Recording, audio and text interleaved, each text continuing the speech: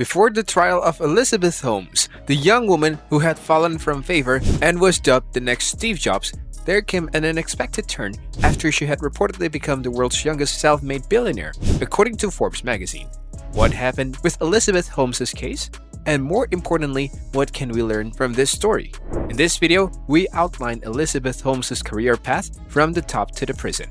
Hello everyone, welcome to Money Mindfuck. Although before we start, if you appreciate the content and all the research that went into this video, it would help out this channel a lot if you hit the like button.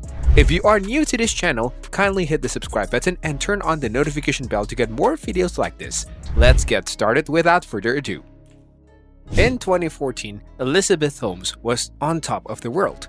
After dropping out of Stanford University, she founded a $9 billion company, allegedly sparking a revolution in disease diagnosis. With just a few drops of blood, Theranos Company's Edison test promised to quickly detect diseases such as cancer and diabetes without the need for needles. Bigwigs from Henry Kissinger to Rupert Murdoch invested in it, but by 2015 the project was beginning to fray, and within a year, Holmes' idea was found to be bogus. The technology she touted didn't work at all, and by 2018, the company she founded had collapsed. Today, Holmes at 38 faces 20 years in prison if found guilty of the 12 counts of fraud against her. Unexpected twist. And in a twist, it emerged that her lawyers argued that her ex-boyfriend and business partner, Ramesh Sunny Balwani, sexually abused and emotionally controlled her at the time of the alleged crimes, undermining her state of mind. It was up to a jury to decide how compassionately or harshly to judge the woman who deceived everyone from statesmen to secretaries. Pressure from the start. Even though Elizabeth Holmes' actions have been the focus of a book, an HBO documentary, a forthcoming TV show, and a movie, it is still unknown why she took such a chance with a piece of technology she was aware didn't work. According to many who knew her, Holmes was raised in a wealthy family in Washington, D.C. She was described as a pleasant but reserved child. Richard Fuiz, an 81-year-old inventor and businessman, hypothesizes that she must have been under tremendous pressure to be successful. For years, his family and Holmes' family shared a door, but they grew distant after Theranos sued him in 2011 over a patient dispute. Holmes' parents were Capitol Hill officials for most of their careers, but they were greatly interested in status and thrived on connections. Elizabeth, at 9 years old, wrote a letter to her father in which she expressed her desire to learn something novel, something that humanity had never thought was possible. A few months later, at the age of 19, Holmes left Stanford and started Theranos, this time with purportedly groundbreaking method of testing blood with just a finger prick. Let's learn some information about Elizabeth Holmes from The Dropout right now. The Dropout, the woman who built the science of scam. The story of Elizabeth Holmes' empire's rise and demise is told in The Dropout. The most interesting portions of the video is how she describes North American society and the hurtful statement, "If you want, you can," in great detail. Elizabeth Meriwether is the creator and director of the 8-part miniseries The Dropout. It is based on the Rebecca Jarvis-hosted ABC News-produced podcast. The story revolves around the ascent of Theranos founder Elizabeth Holmes. Dropout is quick, witty, and meaningful thanks to a few comedy and drama touches. How did this sophomore college dropout manage to fool everyone? Thought? The video is a critique of the overproductions of science that is necessary for the field of innovation, which ignores the fundamentals of science. Do it or don't do it, but don't try is Holmes' go-to adage. But the science has evolved into what it is because it has repeatedly tried with its mistakes, failures, and fixes. The Dropout, the dream of being famous and revolutionary. Elizabeth Holmes realized a long-held desire. Like Steve Jobs, she envisioned herself as a billionaire, household name, and trailblazer, and she succeeded. The second part of the story reveals that she concealed a defective product while she was already at the height of her reputation. Technology lovers were already aware of another visionary who planned to use technology to significantly enhance the health of millions of people worldwide. She would also be a woman assessing areas that have historically been dominated by men. And it is true that how you present your idea is just as important as the idea itself. The point raised by Dropout is that the Silicon Valley Cubs, who were awestruck by the sheer number of geniuses who had altered the course of history, like Steve Jobs or Elon Musk, believed they were destined to experience the same glory. The issue is precisely trying to win favor with a novel concept without defrauding customers. Many students give up on the concept of pursuing careers in science, technology, and biomedicine in favor of good, discrete occupations that are essential for the world to function correctly. Elizabeth Holmes, a student with more desire to succeed than to do science.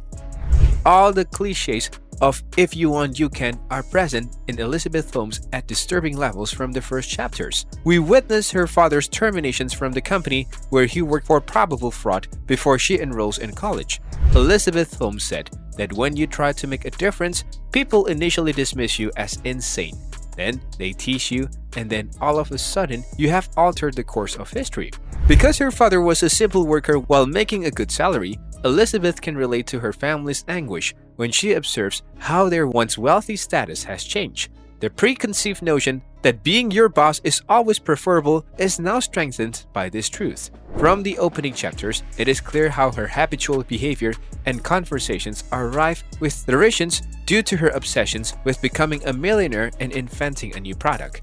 Instead of teaching her the virtues of effort, study, or even just a little modesty, her parents encourage her to make that her primary goal. Elizabeth Holmes, the story of a tax scam revolutionary. Washington, D.C. welcomed Elizabeth Holmes into the world on February 3, 1984. Her father, Christian Holmes, worked for Enron before moving on to work for government organizations like USAID, while her mother, Noel, was a staff member of a congressional committee. Holmes made extensive engineering drawings for her time machine when she was 7 years old, occupying an entire notebook. Holmes declared to her family at the age of 9 that her goal was to become a billionaire. She said it with the utmost sincerity and commitment, according to her family. An outstanding student, Holmes established her work ethic throughout high school, frequently staying up late to study. She swiftly rose to the status of a model student and even launched her own company, selling Chinese schools C++ compilers, a sort of software that translates computer code. Holmes started taking Mandarin classes and towards the middle of her senior year, persuaded her to enroll in Stanford University's summer program, which culminated in a trip to Beijing. There, she encountered Sunny Balwani, a billionaire who was her ex-lover and the co-founder of Theranos. The radical turn of Elizabeth Holmes. Holmes arrived at Stanford University's School of Chemical Engineering with more of a drive to become rich than to learn. And if it weren't for the idea of becoming a billionaire at all costs, it was the start of the swindling at the end of a noble, in some ways inspiring dream. Many young people ought to harbor the desire to alter the course of the planet. It's important to value the excitement of creating something that uses technology to enhance people's quality of life.